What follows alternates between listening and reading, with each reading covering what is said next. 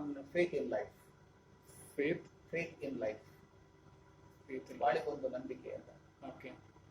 This is actually a small book by Dr. D.V. Gundappa. Okay. It's about 60 pages or small book. Okay. But one of the most powerful. Okay. How we say the role of faith in life. Hmm. If you don't have faith, there is no progress in life. Okay. Yesterday I decided to talk about faith in life. There are two words. One is faith, other is life. Okay. Yesterday I talked about only faith. Okay. There is no English equivalent word for the word Shraddha. Oh. There is no equivalent word. We call faith. But in Kannada and Sanskrit, the intense faith, unshakable faith is called Shraddha. Okay. And I analyzed that there are 4 kinds of Shraddha. Our life starts with Shraddha. Okay. Without faith, nothing happens in life. The child, when he is born, starts crying. When the mother hugs it, it becomes quiet. Okay. Because there is faith that I am secure. Okay. You are traveling in the bus, you have faith that the driver will drive properly. Okay. You sit with the faith that the fellow drives.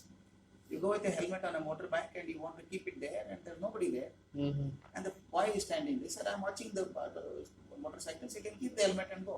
Mm. You don't know who is he. What is his name? We do not know. We believe him and leave the helmet and go. On faith only. The faith works in such a beautiful way. Even when you are driving, you have faith in your driving, but also have the faith in the driving abilities of the fellows coming in the opposite direction. If he does not drive properly, you are in risk. No incident, no moment of life passes without having faith. Okay. But what is this faith all about? Okay. When does the faith happen? What kinds of faith are required? There are 4 kinds of faith. There's a very famous sloka of Chandogya Upanishad. I just mentioned it yesterday. One of the greatest. In fact, I was a member of the University Grants Commission. I wrote a book on that, an article on that, on human excellence in English. On human excellence. When do you achieve human excellence? You achieve human excellence only when these 3 are together. It says, the sloka says, Vidya, Shraddha and Upanishad. Vidya means knowledge. Shraddha is intense faith. Upanishad means deep and meditative thinking. Anything you do with these 3 things, work will be excellent. One is you must have knowledge of what you are doing. If I don't have the proper knowledge of what I am doing, it cannot be a quality work. So first I must procure knowledge of what I do. That is Vidya. I didn't emphasize much because the focus is on faith. Yeah. The second one is faith. Intense faith, I call Shraddha. There are 4 kinds of faiths. One is faith in self. I gave several examples and anecdotes about how faith in self works. I gave the example of D.R. Bendre. This incident was told to me by Ivan Ananthamurthy himself.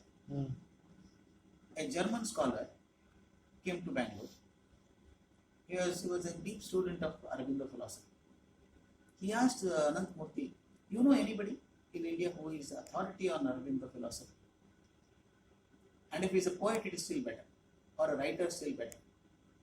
Then Ananthamurthy said, you can't find better one than D.R. Bendre. The Bendre considers Aurobindo as his God, philosophical God. And he studied him very well. So that German professor came to Dharwad, stayed here for 15 days, lived with Bendre. On the day of leaving, he had seen Bendre kept a photograph of Aurobindo in the puja house. He used to put kumkum every day and do Mangalati also. That means he treated him like God. The German professor on the day of leaving asked him, Mr. Bendre, you consider Aurobindo as your God. But as a poet, who is better? Aurobindo or Bendre? Without a moment's hesitation, he said, philosophy is my God. But as a poet, I am better than him. It is not out of arrogance, and it is true. It is true. Bendre is definitely a better poet than Aurobindo. This is self-confidence, faith in yourself that I can create something extraordinary. I give several examples of that kind. Faith in self is most important. Once you cross that stage of having faith in yourself, second one is faith in what you do. This is very, very crucial. Why do you don't do quality work?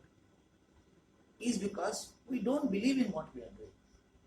I do because somebody forces me to do, or is a necessity of life. Is a good devil to be tolerated? Okay, let us do because I have forced to do. The moment you do because of compulsions, not because of your own sweet will, it can never be a great work. I must do it because I'm passionate about it. I'm passionate about it. Kalam used to say, I had the privilege of being with him for 15 years. I knew him before he became president and all that. He would always say, passion will not allow you to sleep. Passion will not allow you to sleep. That means you have so much faith in what you are doing. It may be a very insignificant job for others. For me, it is the most precious job. For a person like Charles Goodyear, vulcanizing rubber was his lifetime mission. People wondered, crazy fellow, there's no money, no second lunch guaranteed, no second meal guaranteed. Why are you working with rubber? He said, that's my passion. And today, we are grateful to him because all the tires that take us on the road, fly us abroad, when the plane lands on tarmac, I always remember Charles Goodyear. When the rubber hits the ground, you can see the sparks coming out. The rubber was only a soft thing at that time, nothing was hard. He made it hard. His passion, he was obsessed about it. Many people say, oh, poor Charles Goodyear suffered so much. He never had luxuries of life. I don't think so. He never even felt that is important. Life's goal was to make the rubber hard. It may be insignificant for today. Today has become a significant part of our lives. So, faith in what you do is very, very crucial. In doing it because somebody wants to do. I'll share an example which I didn't mention yesterday. If you used to as an answer, you can use it elsewhere. About 7-8 years ago, I was in Colombo, attending a conference, and then I was the only Indian there. Doordarshan director Delhi telephoned to me and said, you are the only Indian. Dr. Bell has come from MIT for this conference. He was a Nobel laureate. Therefore, naturally, you were the star attraction. Why didn't you arrange an interview of Bell? I said, I'll find out. I asked Dr. Bell. He said, okay, but I can't travel today. I said, no, we'll book a studio in Colombo. Doordarshan arranged everything and arranged for a studio in Colombo. And we were ready. We went there, and as an interviewer, I prepared a set of questions and gave it to him. He looked at me and said, no problem, we can ask him questions. A great man. But I told him one question, Dr. Bell, I'll ask you in the studio only. I'll not give you time. But I don't want your intellectual answer, I want your gut feeling. So, okay.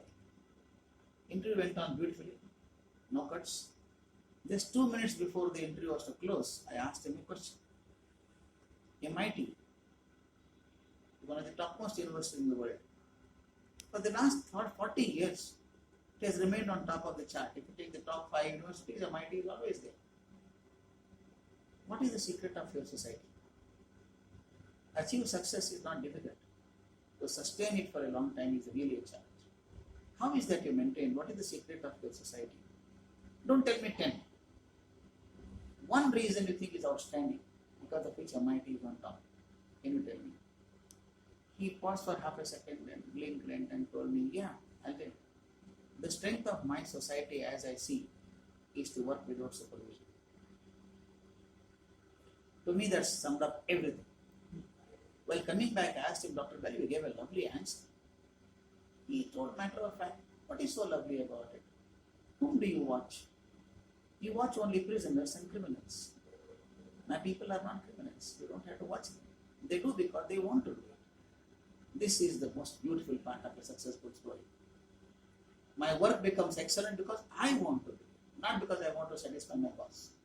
Oh, that idiot is waiting, I should somehow send it. It can never be a classic work. I would like to do its best. You know the famous Michelangelo story when making the St. Peter's Basilica. He was painting those paintings on the rooftop, 75 feet from the ground. He put a scaffolding there, sleeping there and painting there. His friend said, what are you doing, Michael? You're spending so much time for 3 months and 4 months doing painting. He said, I'm finishing the eyelashes. He said, from here we can't see the eyes properly. Forget about eyelashes. Who will see that? Michelangelo said, but I know eyelashes are not done properly. This is called success. Success comes only when you are passionate about what you are doing. That faith in what I do is most important. And third and most important is faith that what you do is good for you and society. For example, making a bomb. I have faith in it. I have faith in a particular religion. I want to destroy another religion. It's not a great quality. It's not a great faith. I should know that the faith I have is good for me and also good for society. What I do is good for me and good for society. If it is only good for me, it is not successful. It is not useful. I want to have faith in my religion. Beautiful, nothing wrong about it. But I use it to destroy another. No, it is not acceptable. Therefore, faith that what I do is good for me and the society. These are all interpretations of Shankara. 4 interpretations. And the last one is faith that there is a power beyond us. You can call it God, you can call superpower, you can call energy, you can call Atma, you can call anything. Call by any name. Don't ask me how many legs and hands my God has. I don't know. But I believe that there is a power beyond me. It's good to believe. Even a theist like Bertrand Russell says, it's good to believe that there is a power beyond us. For 2 reasons. One is it does not make me arrogant. Somebody is there beyond me. And most important is when you are collapsing, you require emotional support. That comes as a great support. There's a power beyond me which will support you. That keeps you in good shape. Otherwise, there is a moment of desperation. We don't know, nobody is there to support me. Why are our people living happily? You go to temple. In fact, I will tell you an interesting example, Umesh. There is a place called Kaneri. I not mentioned it yesterday. I mean, I speak spontaneously. I don't plan these incidents. They come to me and I share it. Kaneri is one place near Kolhapur. There's a famous old Shiva temple, 1500-year-old Shiva temple. And there's a pontiff, a wonderful temple. We had Samskriti Shibira there last year. I don't think less than 10 lakh people came there. So many people. On every given day, there will be about 3-4 lakh people. Huge human exodus there. Nothing was prepared. Rough roads, so much of dust goes in. Kind of food supplied there, prepared there only and give it. You eat half of Bharat Mata there. Because the dust goes and settles on the food and we eat it. That's how people live. Drink water from somewhere. A foreigner would die of infection in that. I saw lakhs of people coming there. One incident touched me. A man had come for Varkari. That Varkari. Varkari, you know, people go to Pandharpur saying Jai Vittal. And he was about 82-year-old man. His right leg was swollen so much like elephantiasis. Injury on the leg. And he was dragging his feet and sitting there. I said, Dada, why did you come? I asked him. He said, I don't know whether I'll have chance to come again. My last chance. I offer myself to God and go. Another incident, a young lady. She had brought 10 days old child there. 10 days old child. I would say people in Bangalore will die of infection. The thought itself will scare them. This young baby of 10 days, this young lady brings there with her mother. I said, why did you come with such a small child? She said, I want to keep them in the feet of God and then take back home. You will be a great man. I tell you, this is the essence of Indian life. This faith. She never thought of dust, they never thought of bad water, they never thought of infection. She has complete belief that if I surrender my child at the feet of the Almighty, my son will be great. I tell you, this faith boosts your moral confidence so high. I had asked Sachin Tendulkar once, when he gets into the ground, he has a peculiar habit, you know that. He would keep his right foot. When he's walking, suddenly stop and put the right foot inside the ground and walks in. And looks at the sun like this. I said, is it a habit or what? He said, he can call superstition, sir, but I do it. Sometimes without knowledge, I keep the left foot, I get out quickly. But keeping left foot right has nothing to do with his batting skills. He's a master. But the moment he keeps left foot, he says, my God, I started on the wrong foot. That keeps worrying him and plays a bad shot and gets out. When he keeps his right foot and looks at the sun, nothing is happening. His batting is same. But he builds up kind of a strong positive sense in his mind. I'm right. I'm doing all right. People may say superstition. I have always said nothing called as false belief in life. There is only belief. There is no false belief. Your belief may appear false belief to me. My belief may appear false belief to you. Individual faith, leave it, nothing to worry. Person will leave it. As long as it gives him a boost of self-confidence, it's okay. For the good cause. Therefore, I yesterday mentioned only about faith, the 4 levels of faith. And the faith should not become a mask. Okay. It should be natural. You have faith in it, but don't pretend. I've seen people saying, "Oh, I love you so much." Shake hand. The international leaders come and shake hand before the TV camera till the switch it off. But after that, say, "Idiot, I should never have met him." That's no faith. That's the. So yesterday.